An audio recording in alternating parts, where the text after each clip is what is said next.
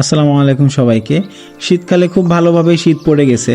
তো এই শীতের সময়ে খেজুরের টাটকা রস যদি না খাই তাহলে কি আর শীতকাল জমে? তো চলেন রসের সন্ধান করি।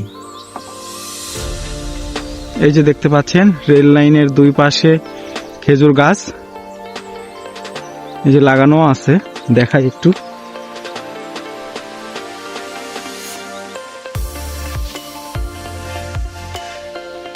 এই যে ধীরে ধীরে এক ফোঁটা করে রস জমা হচ্ছে। অফিস থেকে আমি এবং আমার কলিগ দাদা দুজনে খাওয়ার জন্য আসছি। এই সকালবেলা খুব সকালে উঠতে হয়েছে, কারণ দেরিতে আসলে আর পাওয়া যায় না। এই রসটা দিয়ে গুড় তৈরি করে।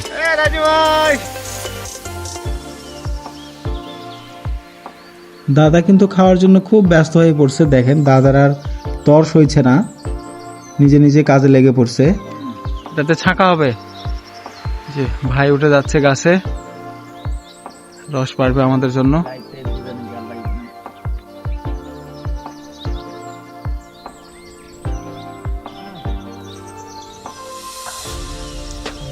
ঠান্ডা, সেই ঠান্ডা, এত ঠান্ডা খেয়া বরফ দেওয়া আছে সেই জন্য এত ঠান্ডা।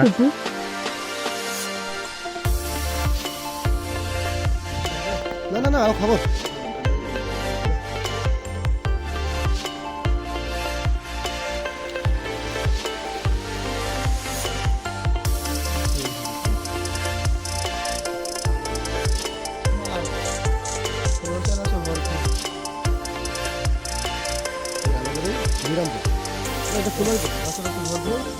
আমাদের এই বিরামপুর, আমাদের জয়পুর।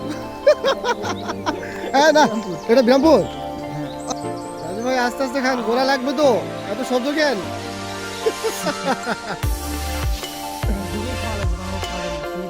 হ্যাঁ ঠান্ডা তো।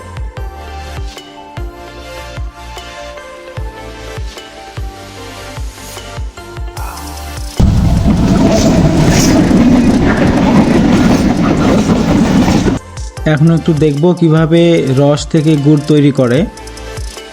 চলুন দেখি। এই যে এখানে দুজন আছে, ওনারা দেখি গুড় জাল হচ্ছে। তো যাই হোক, এই কনকনে শীতে কারো যদি রস খাওয়ার ইচ্ছে করে বা গুড় নেওয়ার ইচ্ছে করে কমেন্টে জানাবেন, বলে দেওয়া হবে।